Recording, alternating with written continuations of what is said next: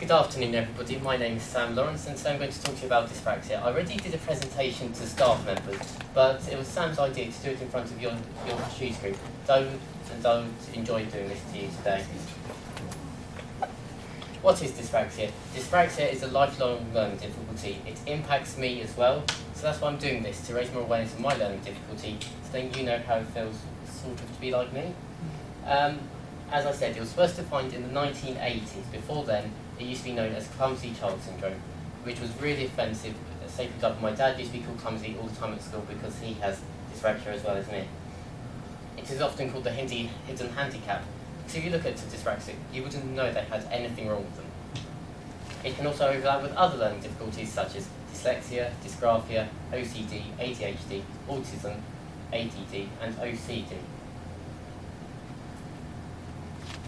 Different types of dyspraxia. There are three main types of dyspraxia: gross motor control problems, fine motor control problems, and verbal dyspraxia. The next few slides will go into detail about each three. Fine motor difficulties. Well, fine motor difficulties causes problems in day-to-day activities that most of you take for granted. Getting dressed is a constant struggle for me in the mornings, because I often put my clothes on back to front, inside out, you name it, I'll do it. Also, tying shoelaces is a big problem for me in the mornings. I've already had to up my shoelaces more than once today. Also, they can also trip over things as well, very easily. That's also linked with gross motor, which I'll go on to in a minute. As children grow, so as I grew up, I struggled with my developmental targets, which include walking, running, jumping, and skipping. So I was later walking than most children my age. In addition to hand-eye coordination problems, hand-eye coordination involves mainly sport. So say, for example, if you're catching a ball in, say, for example, cricket, you would struggle because of your dyspraxia. Also, you would struggle in football by kicking before the ball comes towards your foot. Verbal dyspraxia. Verbal dyspraxia is much less commonly known than the other two, but it impacts people's speech. They often stutter mid-word, and they often affect their volume, their length, and their pitch of voice. Other problems that dyspraxics might have, it isn't just handwriting and hand-eye coordination that dyspraxics struggle with. I also struggle socially a great deal.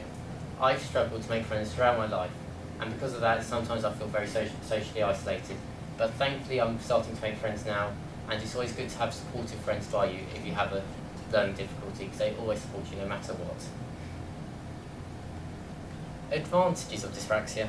It's always good to mention advantages after some disadvantages, so I've listed some here. Dyspraxics are often a lot kinder and caring than most people.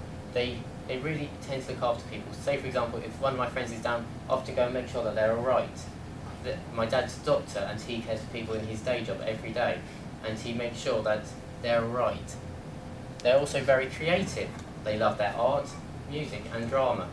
Because of their difficulties, they might not be the best at drama, but then their acting skills can really shine through, as I'll go on later.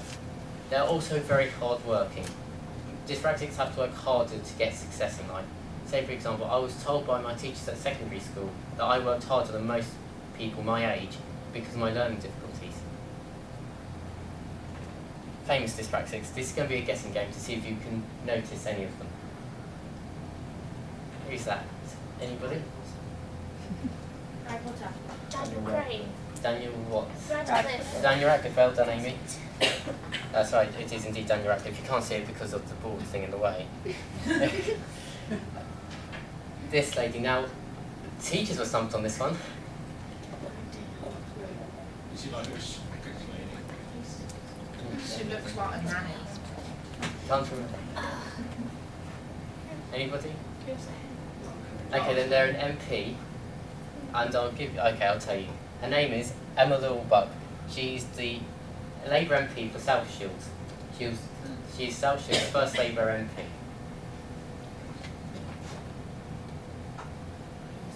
Who's that? Anybody? Not a clue. Great. Anybody else? Okay. This lady is Florence Welch. She also has dyslexia as well as dyspraxia. She's a famous musician, and it really inspires me as who enjoys her music to it inspires me because it shows that I can do these things as well as anybody else. It really does. So here are some facts about dyspraxia. Sorry these are a bit long, but 10% of the UK's population has dyspraxia. So that'd be around about 6 million people in the UK. Dyspraxia is more likely to occur in males than females. In fact, actually, it's 4 times more likely. It used to be 3, the figure, but now because of more evidence and studies, it's now gone up to 4. 5% of young people have dyspraxia, so again, that would be around about 3 million people in the UK. So there's probably people in this class that have it as well. There's now professionals think there's 2 dyspraxics in each classroom. They used to think there was 1 until a recent survey came out that says they now suggest 2. And as I say down there, they often suffer socially. By 80% have admitted they've been left out of friendship groups, and 70% have admitted they've been bullied. Dyspraxia awareness is currently where dyslexia awareness was 20 years ago, and I want to try and raise that awareness level up to try and get where dyslexia is. I'm now going to show you this video, and I hope the sound works. So let's see if it works.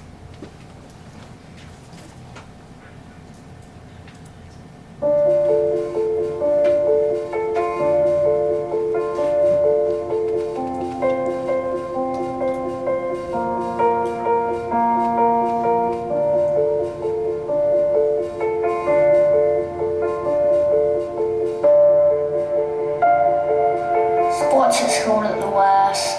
They always put me in goal because I could never kick the ball, and I don't like it in goal. It makes me feel sick when the ball comes at me. The other guys are brilliant on their skateboards, but they think I'm hopeless because I'm always falling off. I can't practice much because my homework takes me forever.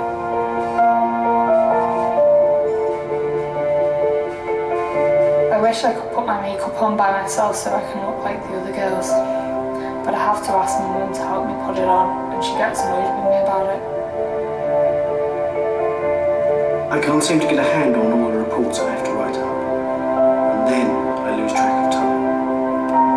It seemed to get harder as I got older, but at the time I had no idea why, and I started to think of myself in a negative way, and even downsized my hopes about what I wanted to do. All my life I just thought I was really worthless, really silly, but now I found out I've got dyspraxia. Obviously I have an understanding on to why I am who I am.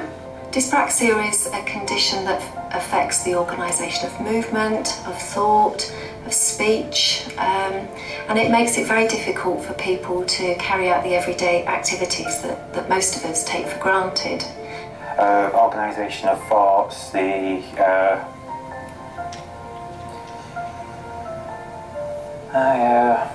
bumping into things, falling over, tripping, just generally accident prone. The lack of memory and organisation for me I struggle with is, I need to know what I've been doing all the time. But I then forget what I've done. So they'll say, can you explain how you do this? Where do you see yourself in 5 years? Which is the worst question you can ask a dyspraxic. Because quite frankly, most of the time we wouldn't even know what we're doing for the rest of the day. I've got a lot of problems with my coordination, memory, timekeeping, things like that. Just a lot of basic skills I struggle with, and I just don't think I'd be a very good employee. The workshops are designed to explain to people with dyspraxia how their difficulties may be impacting on their employability and their ability to manage in the workplace, and also to give them the skills that they need to perhaps explain to their employers or change things to make their work experience a better one for themselves and for their employers. By definition, somebody with dyspraxia has a different profile of skills from the average person.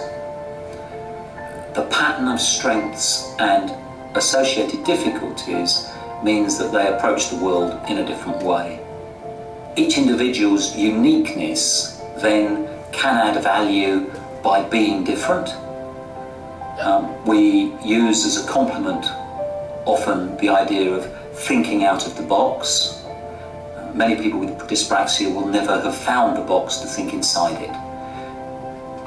These different ways of working and different ways of thinking are, if used to advantage, quite remarkable for any organisation. I've learnt lots of strategies to help with employers and for work, and to kind of communicate better with actually people you work with, because although you're so frustrated, they might not understand that you're frustrated too. So it's getting a better work environment. I feel like I've been given a lot of key points on how to work around things, just different ways of being able to write things down, note things down, just to help me be more organised. If I do decide to go back into the workplace, I will now have more things to help me keep my job. Today's been a benefit, so that I can go for a job thinking, I'm going to get somewhere. If we didn't have workshops like this, a lot of people would feel alone, like they'd struggle to understand why they were struggling. Yeah, let me know when the next one is. But now I've learned so much, and I really wish that dyspraxia was a lot more awareness about dyspraxia years ago rather than just now. So I reckon there's a lot of people my age that keep it hush-hush. And really up in workshops, I've met people like me, and it's hilarious. It's nice to know that you're not on your own.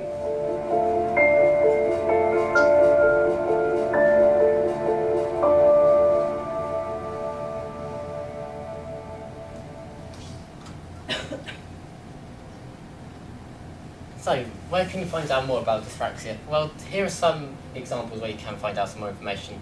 The Dyspraxia Foundation is the UK's leading charity in raising awareness of dyspraxia, and thanks to the generosity of the college and staff and students alike, we managed to send off £30 to the Dyspraxia Foundation on their Funky Friday event, which was a couple of weeks ago. Also, there's Dyspraxia UK, which has helped me greatly in this presentation, dyspraxia.org.uk, and you can also find out more by emailing me anytime, because I'm happy to share my experiences throughout life with dyspraxia, how I've coped with it. Anything you want to know about it, you can always email me or talk to me in college. I'm always there.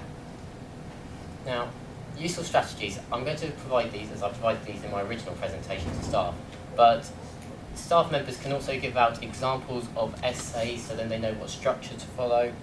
Laptops for note-taking or any form of note-taking device helps them to often struggle with their handwriting. Their writing speed is often way below average, and their writing accuracy. That's another story, because my writing accuracy is not the best. I struggle with some of my handwriting, but thanks to that I've now improved on it.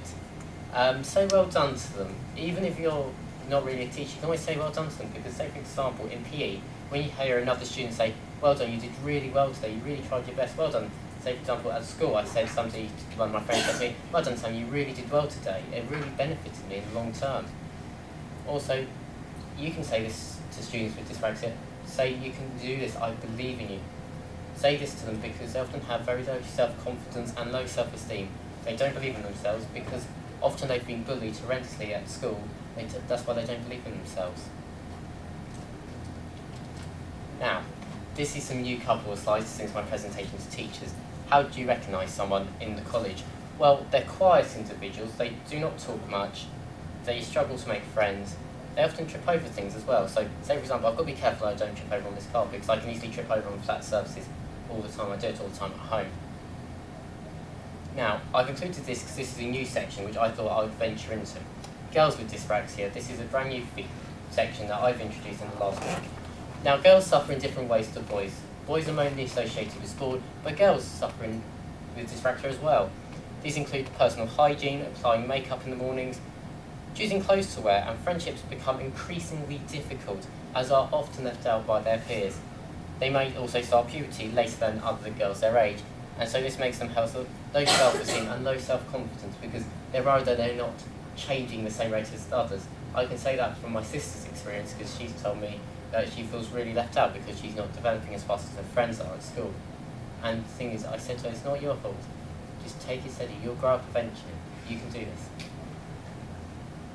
Now, are there any questions that anybody would like to ask me?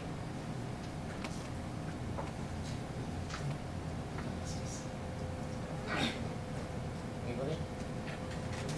Go on then. When you're born, do you know straight away if you have it? That's a good question. You can be diagnosed when you're born, but my dad recognised when I was 2.5, so not really. It's later on, after you started walking and talking, that's when you tend to realise there's something wrong. Any other questions? Yes? Is it hereditary? It can be, yes. It can run in families. My dad has it, I have it, my sister has it.